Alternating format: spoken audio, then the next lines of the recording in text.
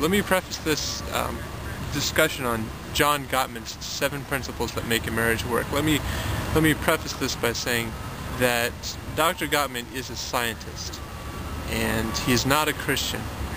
However, the things that he's finding through empirical research are very true. They're very biblical, and nothing that he's saying really goes against Scripture at all.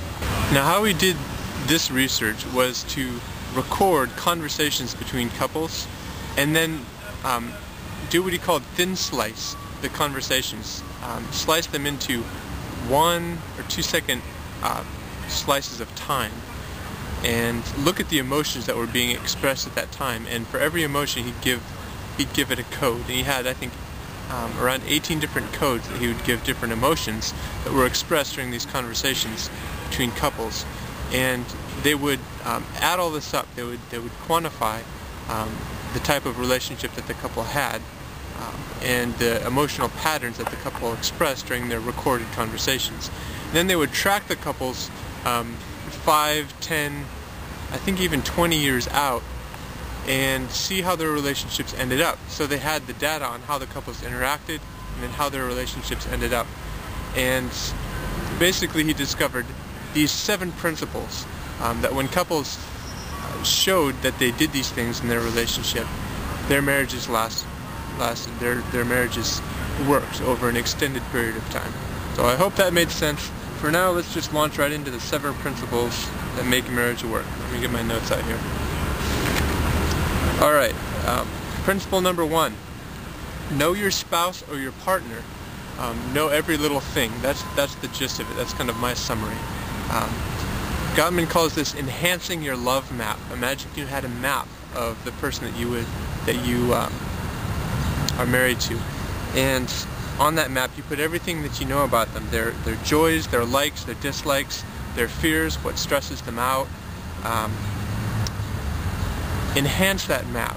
Get to know your spouse, your partner very well, and this helps you to cope with stressful events and with conflicts. So that's principle number 1, know your partner.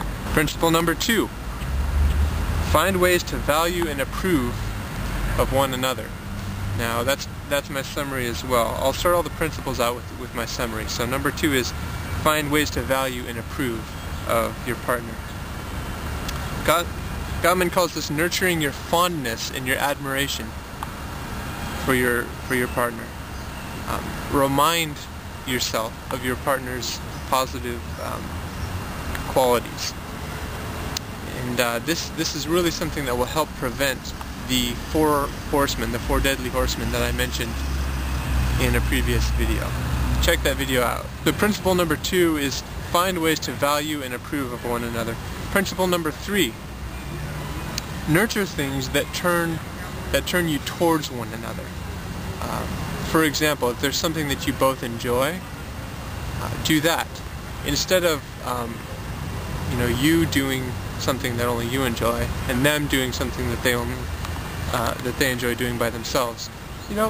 Do some things that you enjoy together. Nurture those things. Say that you really enjoy bike riding, for example, and your partner really enjoys art, enjoys painting or pottery or something, but you both enjoy cooking. Well, cook together. Nurture that, because that's going to draw you together. Do things that turn you towards one another instead of away from one another, or things that divide you. Principle number 4. This relationship is 2 lives poured into one. So this is a combination of wills. This isn't your will fighting their will. This isn't your desires fighting their desires. This is a combination of desires. It's what this relationship is supposed to be. So Gottman says, let your partner influence you. That's principle number 4. Let your partner influence you. You need to yield your will once in a while in order to win out in the end. You need to search for common ground instead of always insisting on your own way, or always giving your own way up. You need to share power, and you need to learn how to compromise. So Principle number 4, let your partner influence you. Principle number 5, know what to fix and know what to leave alone. Okay? Gottman says solve solvable problems. There are things that you're never going to solve. There are things that you're never completely going to agree on. That's okay. Solve the things you can. Solve the solvable problems. Know what to fix. Know when to just let it go. Just leave it alone. If you keep bringing things up that you're never going to find a resolution to, you're just tearing the relationship down. So concentrate on fixing, talking about the problems that can be solved, and the other stuff, let it go. Learn to let it go.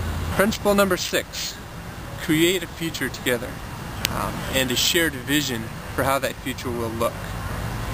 A big part of this, Gottman says, is overcoming gridlock. What he calls gridlock is something that you just can't agree over, or an issue that just can't be resolved. The goal in ending gridlock is not to solve that problem, but to move from the gridlock to a dialogue about what really matters. Take the focus off the issue that's got you hung up, that's got you gridlocked, and talk about your deeper dreams. So principle number 6 is really about creating that future together, about creating a common vision about how you want your lives to look together. Not focusing on the little things that get you hung up, but focusing on the bigger picture.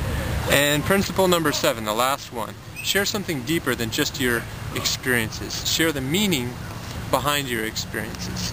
You need to create shared meaning about what happens in your lives. You can do this around rituals, around roles, around your religion, around your goals, but create shared meaning.